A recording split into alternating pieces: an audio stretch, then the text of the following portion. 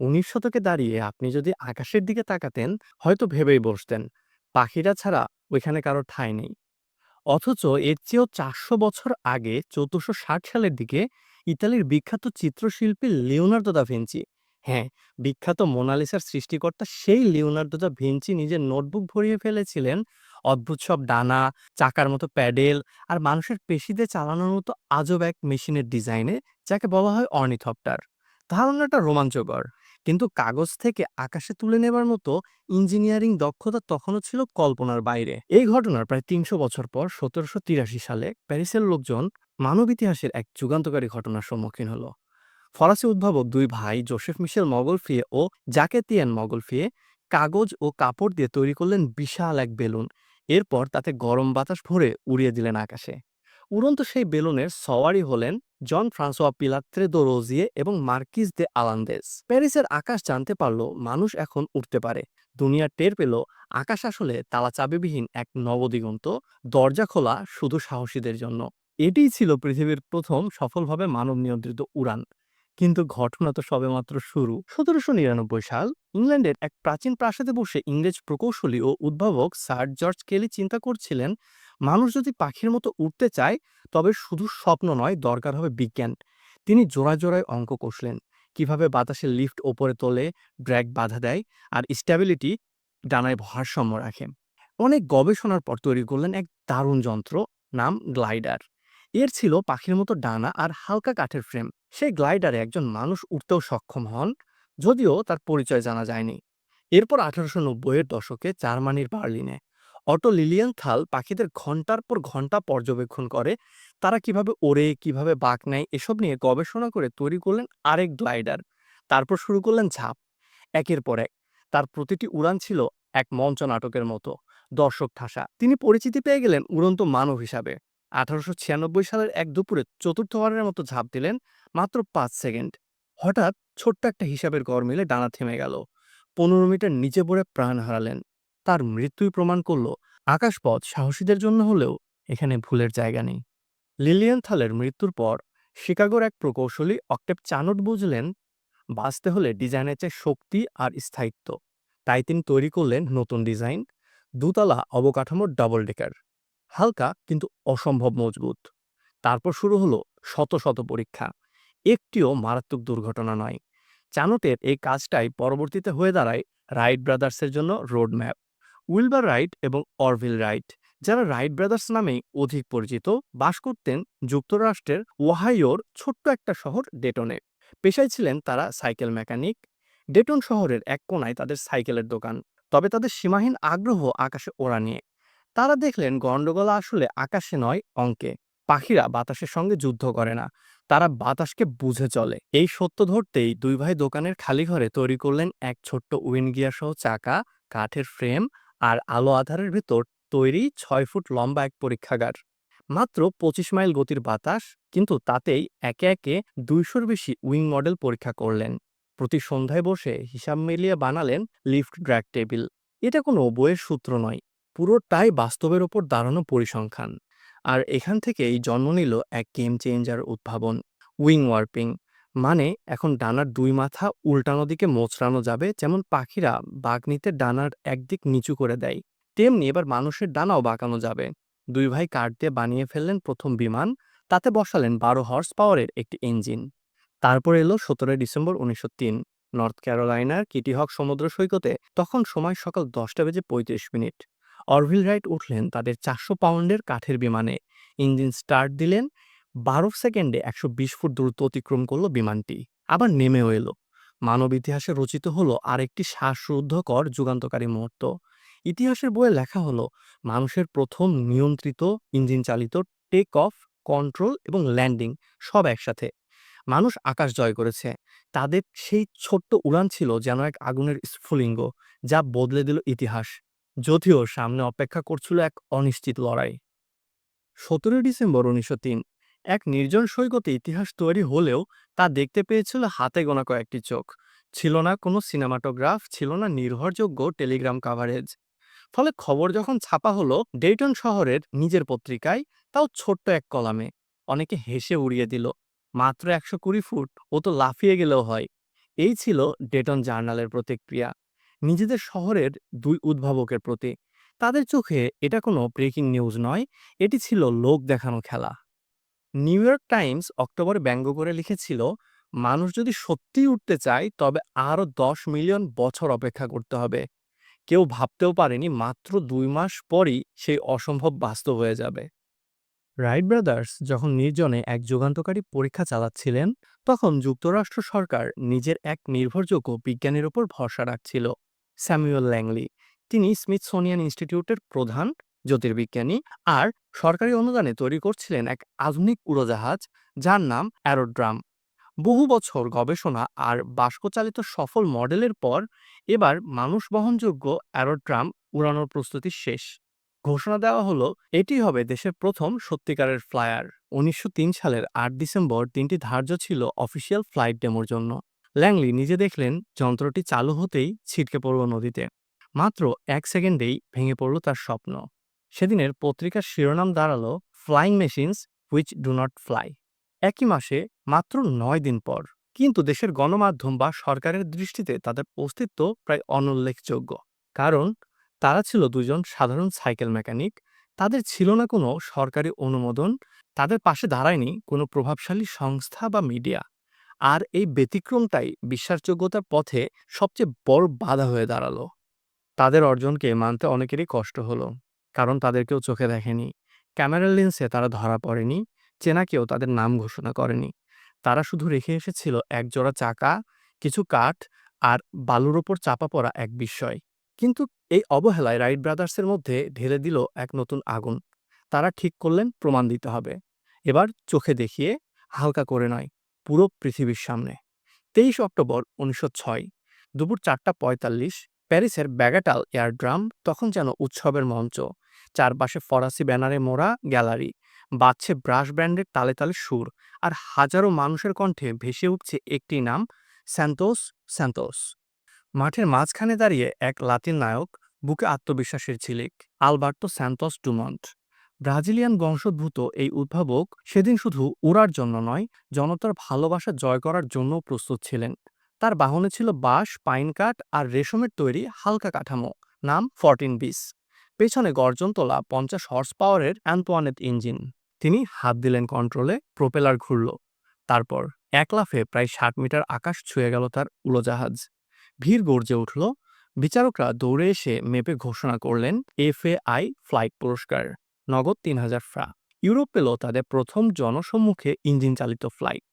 এটা ছিল ইতিহাসের প্রথম পাবলিক ফ্লাইট যেখানে কেউ পেছন থেকে ঠেলেনি, কোনো রেলিং বা স্প্রিং ছিল না, কেবল ইঞ্জিনের শক্তি আর মানুষের নিয়ন্ত্রণেই আকাশ ছোঁয়া। কিন্তু স্যান্তোস এখানেই থামেননি। ২০ দিন পর ১২ নভেম্বর তিনি আবার এলেন ব্যাগাটালে। এবার উড়লেন ২২ সেকেন্ড, ২২০ মিটার। এবার তার নাম উঠল নতুন গঠিত আন্তর্জাতিক সংস্থা FAI, ফেডারেসাও এন্টারনাতিক ইন্টারন্যাসিওনাল এর রেকর্ড বইয়ে। তাদের চোখে আসল ফ্লাইট মানে ছিল ৩টি শর্ত। ১. ইঞ্জিন চালিত হতে হবে, বাহ্যিক কোনো ঠেলা নয়। ২. নিয়ন্ত্রিত হতে হবে, আকাশে শুধু ভাসলেই চলবে না, পাক নিতে হবে, নামতেও জানতে হবে। ৩. সবার সামনে হতে হবে, জনসম্মুখে, দিনের আলোয়। প্রত্যক্ষদর্শীদের সামনে এই ৩ শর্ত একত্রে পূরণ করেছিল কেবল একজনই, স্যান্তোস ডুমন্ট। অথচ হঠাৎ এক ফিসফাস শুরু হলো। রাইট ব্রাদার্স তো উড়েছে আরও আগে, ১৯০৩-এ, ৩ বছর আগে। হ্যাঁ, নর্থ ক্যারোলাইনার কিটি হকের বালুকায় অরভিল রাইট সত্যিই উড়েছিলেন আকাশে। কিন্তু সেটা ছিল এক টেস্ট, ৪ জন সাক্ষী, একটা অস্পষ্ট স্ন্যাপশট আর কিছু কল্পনার জায়গা। FAI বলল, রাতের আধারে সেনাঘাঁটিতে গোপনে করা পরীক্ষার কোনো মানেই নেই। তাদের জন্য স্যান্তোস ডুমন্টই প্রথম। তাই ইতিহাসের দরজায় লেখা হলো এক অদ্ভুত দ্বন্দ্ব। রেকর্ড বইয়ের প্রথম পাতায় স্যান্তোস ডুমন্ট, আর আড়ালে সময়ের আগেই উঠে যাওয়া রাইট ব্রাদার্স। একজন ছিলেন জনতার নায়ক, আর অন্যজন হয়তো সত্যিকারের পথ প্রদর্শক। এই দ্বৈরথ এখানে থামল না, বরং এখান থেকেই শুরু হলো উড়ন্ত ইতিহাসের সবচেয়ে বিতর্কিত যুদ্ধ। ১৪ আগস্ট ১৯০১ যুক্তরাষ্ট্রের কানেটিকাট অঙ্গরাজ্যের শহর ব্রিজপোর্ট। ভোরের আলো তখনও শহরের উপর পুরোপুরি নামেনি, আর শহরের এক গলির মাথায় কাঠের গ্যারেজের সামনে দাঁড়িয়ে এক জার্মান অভিবাসী নিজ হাতে তৈরি প্লেন নিয়ে প্রস্তুত। নাম গুস্টাভো হোয়াইটহেড। তার বাহন বাঁশ, কাঠ আর সিল্কে মোড়ানো এক হালকা মেশিন, নাম নাম্বার 21। তিনি বললেন, আমি উড়েছি ১.৫ মিনিট, প্রায় আধা মাইল। সাথে ছিলেন ২-৩ জন প্রতিবেশী। স্থানীয় পত্রিকা ব্রিজপোর্ট হেরাল্ডে ছাপা হলো ছোট্ট এক রিপোর্ট। কিন্তু ক্যামেরা নেই, পরিমাপক যন্ত্র অনুপস্থিত, রেকর্ডার, বিচারক বা স্বাধীন পরীক্ষক কেউই ছিল না। একটি দাবির জন্য যা দরকার তার সবই ছিল অনুপস্থিত। তাই ইতিহাস এই উড়ানকে সহজভাবে মেনে নিতে পারল না। তারপর কেটে গেল প্রায় ৩ দশক। ১৯৩৪ সালে হঠাৎ শুরু হলো সাক্ষ্য গ্রহণ। ২০ জন বললেন, হ্যাঁ আমি দেখেছি। কিন্তু একজন বললেন প্লেনটা গাছ পেরিয়ে উড়েছিল, আরেকজন বললেন খাদের মধ্যে সোজা ধপাস করে গিয়ে পড়েছিল। সত্যি কি উড়েছিল নাকি উড়বার চেষ্টা করেছিল, প্রশ্নটা থেকেই গেল। তারও বহু পরে ১৯৮৬ সালে হোয়াইটহেডের নাম্বার 21 ডিজাইন ঘেটে তৈরি করা হয় একটি রেপ্লিকা, নাম 21B। প্রায় ২০ বার টেস্ট ফ্লাইট করা হয়, কিন্তু সবচেয়ে ভালো ফল মাত্র ১০০ মিটার। বিশেষজ্ঞরা বললেন ডিজাইন একেবারে ফেলনা নয়, কিন্তু কন্ট্রোল, স্ট্যাবিলিটি সবই ছিল সীমিত। তিনি স্বপ্ন দেখেছিলেন সময়ের অনেক আগেই। তবে হোয়াইটহেডের নাম ফের আলোচনায় আসে ২০১৩ সালে, যখন Jane's all the world's aircraft, বিমানবিজ্ঞানের সবচেয়ে নির্ভরযোগ্য ডেটা বুক এর শতবর্ষ সংখ্যার সম্পাদক পল জ্যাকসন লেখেন, হোয়াইটহেডই ছিলেন প্রথম ফ্লায়ার। ইন্টারনেট জ্বলে ওঠে। ইউরোপ, আমেরিকায় শুরু হয় বিতর্ক। ফোরামে ফোরামে ট্রাফিক বেড়ে যায় হাজার গুণ। কিন্তু কয়েকদিন পর প্রকাশনা কর্তৃপক্ষ স্পষ্টভাবে জানিয়ে দেয় এই বক্তব্য লেখকের নিজস্ব, আমাদের প্রতিষ্ঠানের নয়। তবুও আলোচনার উত্তাপ থামল না। ২০১৬ সালে যুক্তরাষ্ট্রের স্মিথসোনিয়ান ইনস্টিটিউট একটি বিশ্লেষণ প্রকাশ করে। তারা বলে নাম্বার 21 ডিজাইন অ্যারোডাইনামিক্যালি ইনকনসিস্টেন্ট, অর্থাৎ বিজ্ঞানের চোখে সেই প্লেন উড়তেই পারার কথা নয়। তবে তাতেও গুস্টাভ হোয়াইটহেড হারিয়ে গেলেন না। তিনি থেকে গেলেন কিংবদন্তির মতো, যার গল্পে আছে দুঃসাহস, আবেগ, বিভ্রান্তি, কিন্তু নেই দৃশ্যমান দলিল, নেই রেকর্ডের সিল। চোখ বন্ধ করলে যেন ভেসে ওঠে নাম্বার 21-এর ছায়ামূর্তি, কিন্তু আদালতের ডকে দাঁড় করাতে গেলে তার চারপাশে আজও নীরবতা।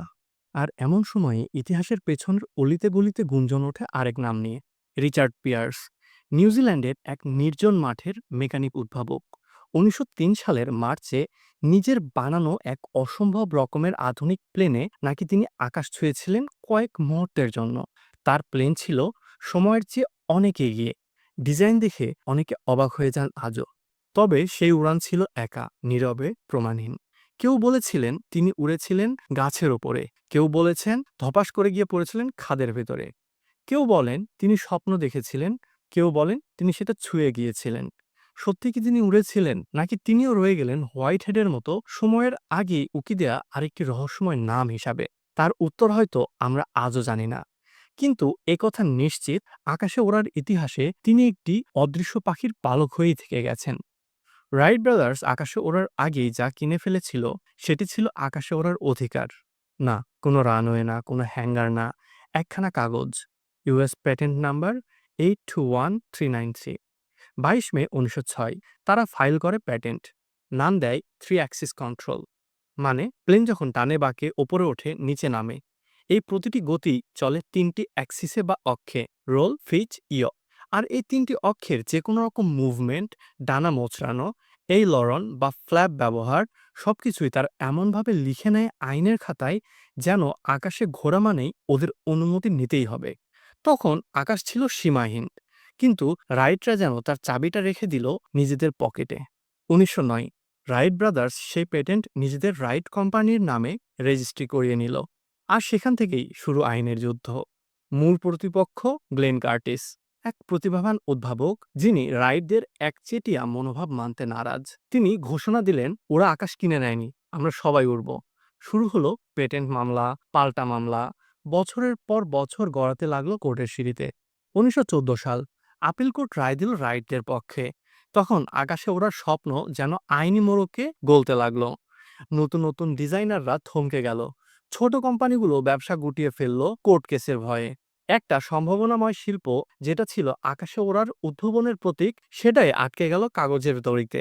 এরপর ১৯১৭ বিশ্বযুদ্ধ যখন তুঙ্গে, তখন মার্কিন সরকার বলল এনাফ, লড়াই হবে আকাশে, কোর্টে না।